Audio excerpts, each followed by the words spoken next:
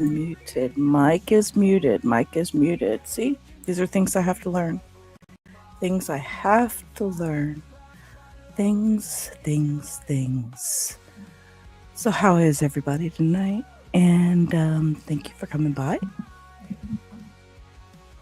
Tonight is mental health, midnight mental health. Let's talk BPD. That would be borderline personality disorder. So, to start off, we're going to look at drgexplains.com. He was the one that got me interested in learning more about my mental health, and there were a few things that really triggered me and triggered my thoughts, and this was a thing that I wanted to go over. So for borderline personality, here are a few questions to ask yourself if you think you may have a BPD individual in your life. BPD is short for borderline personality disorder. Do I feel like I have to walk on eggshells? Do I have to watch everything I say and hide what it means to think or feel to avoid disagreements or hurt feelings? So they're talking about basically what a individual in your life makes you feel like. So this made me stop and think, okay, do I make people feel like they walk on eggshells? Is this something that I do to people? It's not something that I thought I did, but I am learning. I've learned a lot about my mental health and a lot about BPD. So this has been very interesting for me to have a doctor explain it, especially Dr. G. There's been times that I agree with his analyses and times that I disagree with his analyses, but that's okay. What would this world be if we all had the same thoughts?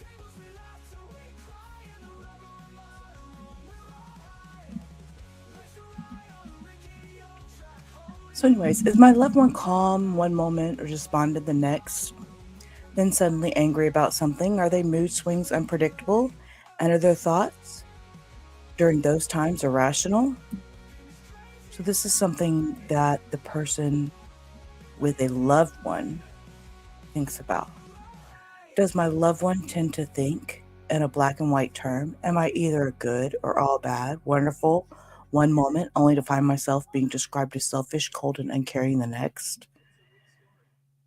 And this is just really almost triggering for me reading this kind of stuff. Do I feel Do I feel like anything I say will be distorted and used against me? Are my loved ones' expectations always changing, so I never know how to keep the peace? Do I get blamed when things go wrong? Am I blamed for things that don't make sense? Does my loved one accuse me of saying and doing things I never said or did?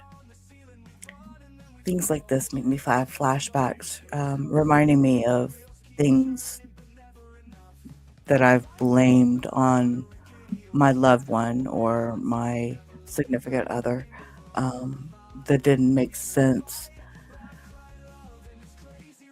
Am I in a fog most of the time, confused by my loved one's unhappiness and negative behavior? FOG is an acronym for fear, obligation, and guilt, which are feelings you may have if there's a borderline in your life. So, fear, obligation, and guilt.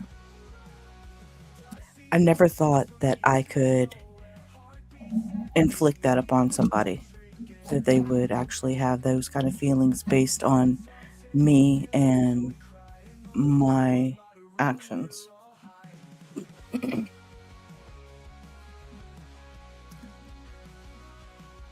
BPD individuals also think of themselves as victims, which may elicit a rescue response from you. You may find yourself trying to rescue them only to find that you are being accused of abusing them. You may make a statement meant to be supportive, encouraging, only to be angrily accused of saying something mean and hurtful. I had originally hoped that my daughter was going to be here tonight with this live. She's lived with me and all my BPD symptoms and causes as we are up to next. And I had hoped that she would be able to give her input as a child of somebody that's lived it. So I really miss that. I miss that she's not here tonight. So, anyways, my thoughts are with you, daughter. Symptoms and causes. It's extremely important to not try to use these symptoms and try to diagnose yourself or someone you know, but I'm including this on this page for reference. This is Dr. G. Only a specialist can accurately diagnose a personality disorder. The diagnostics criteria for borderline personality disorder are explained below. Not every person with BPD will meet every criteria. This disorder is characterized by a pervasive pattern of instability in numerous areas of life and functioning. So I want to switch over to a video that I have that actually describes this a little bit better. So we're going to switch over to this tab instead. And we'll hit this. So let's watch this real quick. A personality is what makes us unique. It's how we think, feel, and behave. And shout out to Rhesus Medical Facility because this is their video for them. It's Rhesus Medicine and medical. It asks what is a personality disorder, and it goes over borderline personality disorder.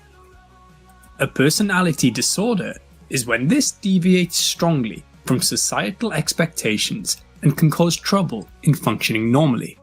Borderline personality disorder is a cluster B disorder in the Diagnostic and Statistical Manual 5th edition. It is also known as emotionally unstable personality disorder in the Now, whatever he's talking about, I don't know what that is. I don't know what he's going to say, some other edition. I don't know what that is. ICD classification. It is characterized by strong emotional responses, unstable interpersonal relationships, and a distorted sense of self. Okay, let me see if I can get it to back up for just a quick second. There are 9 Not far enough.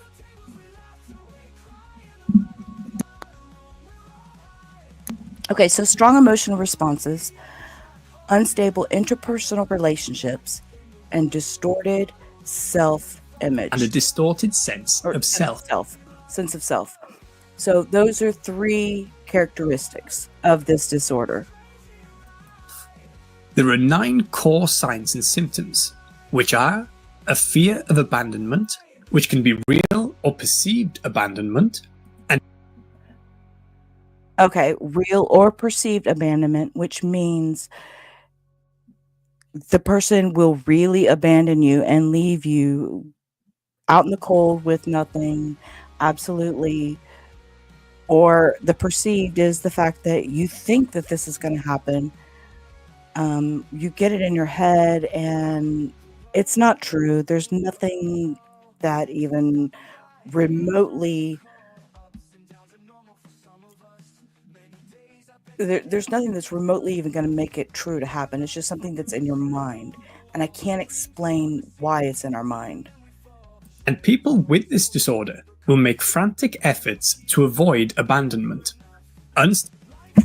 Even me trying to explain it. See what that just happens? Extreme lengths to take to avoid this. I can't even explain it. I can't even avoid explaining. Unstable relationships with other people.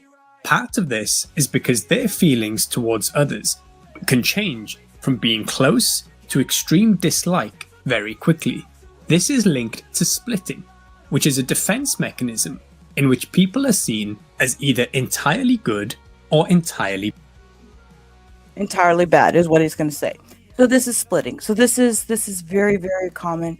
This is what I call my black or white. This is good or evil is what I say. So good or bad, entirely black can go either way.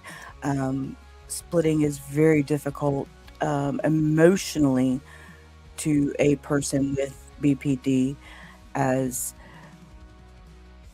it's hard to emotionally feel that you it's very black or white. I can't explain it any other way. They are either mad at me or they hate me or they love me and they like me and we're all cool. It's there can never be an in between. I've had that for the longest time, and it's black or white. It's black or white. That's the only way I can explain it. Bad. Next, there is a disturbed sense of identity or feeling uncertain about themselves, impulsivity or reckless behavior like unsafe sex or substance abuse, recurrent suicidal ideation or self-harm, emotional dysregulation and mood reactivity, which can last from hours to days. Then there are feelings of emptiness, uncontrollable anger, and severe dissociation or stress-related paranoia. Okay, so he's going to give you this list. There's 9 on this list. I believe you have to meet 5 or 6. He's going to go over it with us, I believe. But I think it's 5 or 6 out of this list you have to meet the criteria of being diagnosed with borderline personality disorder. A lot of people look at this list and think that's just stupid. You know, at least that's what I think. People look at this list and think this is stupid, but it's not stupid. It's what we really feel as borderline people, and our emotional state. To meet the DSM-5 criteria, 5 of these 9 features need to be present across a variety of contexts. It is usually diagnosed in early adulthood, but can be diagnosed in under 18s. It is thought that a combination of genetic, environmental, and social factors result in borderline personality disorder. It's estimated that 1 to 2% of the general population and 20% of the inpatient psychiatry population are affected. Studies have previously noted a higher female to male ratio in clinical settings. However, when applied to the general population, it seems roughly equal. There is up to a 69% heritability, which is the extent to which genes.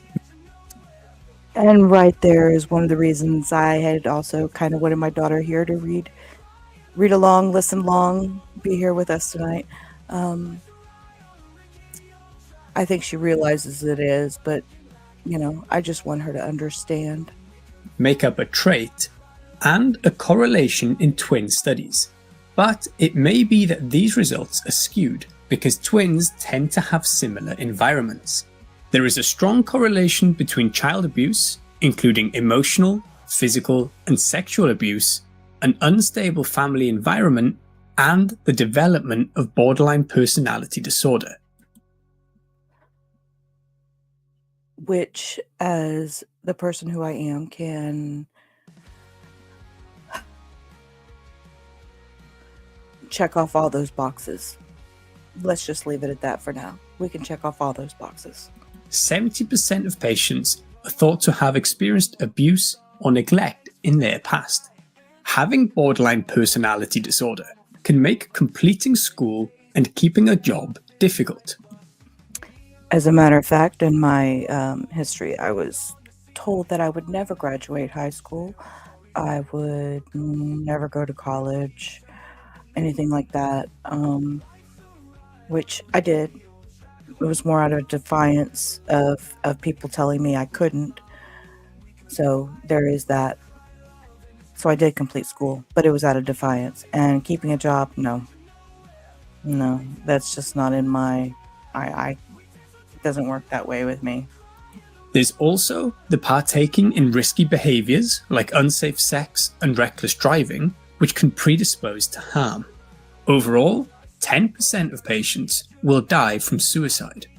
Patients are also likely to have another disorder, such as mood disorders, seen in 80 to 96% of cases, anxiety disorders in 88%, substance abuse in 64%, eating disorders in 53%, attention deficit hyperactivity disorder between 10 and 30%, and bipolar disorder in 15%. No medication is currently approved. Just an FYI out there to anybody listening, I am dual diagnosed with borderline personality disorder and bipolar. Specifically for borderline personality disorder, although some classes like anticonvulsants, antidepressants, anxiolytics, or antipsychotics are prescribed sometimes. So I do take meds, and I do take meds for the bipolar, and they say that it's supposed to help with some of the, quote, symptoms of the borderline personality disorder, which I feel it does not. The only thing that I've noticed that has helped has been any of the MBT or DBT therapy, which he will go over that next. Psychotherapy or talking therapy is the mainstay, and 3 main therapies have been identified in particular. Mentalizing-based therapy is used to help manage the emotional dysregulation and help in feeling understood. Ultimately, this allows patients to make fewer assumptions about the intentions of surrounding people. It is sometimes referred to as thinking about thinking. Dialectical behavior therapy involves using interpersonal skills and mindfulness to achieve emotional regulation and help to reduce conflict in relationships. Transference-focused psychotherapy helps raise the patient's awareness to the interpersonal issues and self-destructive behaviors.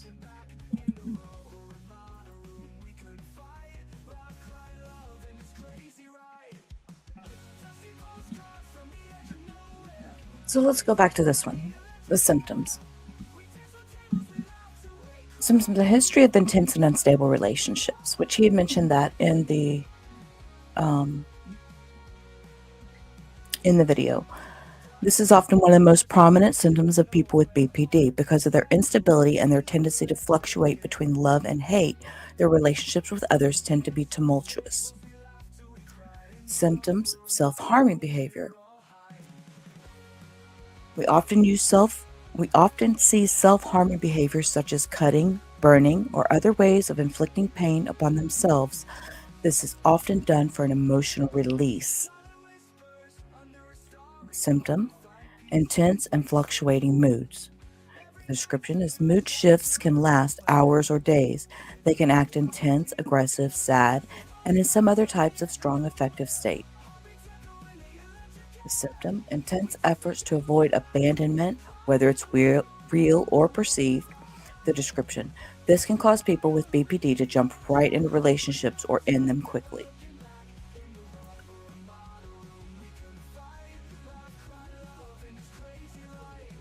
Symptom: unstable self-image or distorted self. Let me reread that. Symptom: unstable self-image or distorted sense of self. Description: individuals with BPD often do not have a realistic perspective of themselves. Symptom: reckless and impulsive behavior. Description: these behaviors can include spending, unsafe sex, abusing substances, and other similar behaviors. I can tell you so many stories of being in Walmart in the middle of the night, just shopping with a basket full of stuff, and then just walking away and leaving it completely empty. Walking out completely with nothing, leaving everything in the basket, leaving empty-handed. And that's just because the need of going to spend money and then realizing at the last minute you have nothing to spend, or the fact that you realize you don't need all this stuff that's in your basket. Symptoms: recurrent suicidal thoughts or behaviors. It's common for individuals with BPD to fantasize, plan, or threaten suicide. Symptom: persistent feelings of emptiness. The description: people with BPD struggle with feeling empty and life feeling meaningless. Symptom: intense anger. Description: anger can be episodic and at times can become explosive and even dangerous. Symptom: dissociating. When someone dissociates, They feel cut off from themselves or reality. There are numerous other mental health challenges that cause this feeling, but for different reasons. The cause of the personality disorder, even BPD, is largely just genetic. Everything that we do originates in the brain, our thoughts, feelings, and actions. Therefore, all humans' experience has a biological basis. Genetics appear to play as an important role in personality, intelligence, and disposition. However, gene expression is significantly influenced by environmental factors.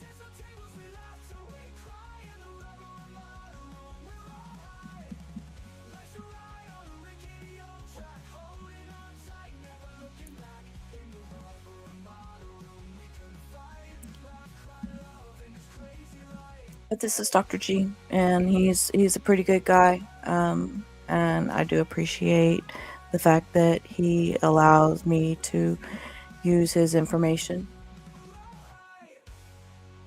And again, his website, let's see, let me drop a link to his website in the chat. That way,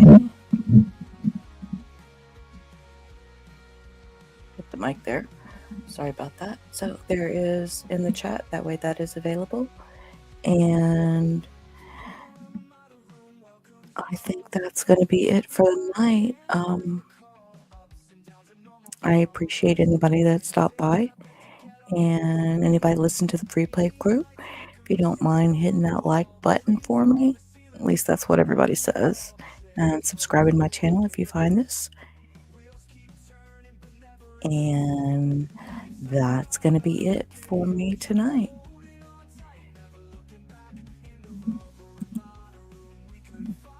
Thank you so much. Welcomes all. Thanks for stopping by, answering the call. Ups and downs are normal for some of us. Many days I beg to get off this life bus. Neon lights flicker, no shadow on the wall. Dreams on the ceiling, we run and then we fall.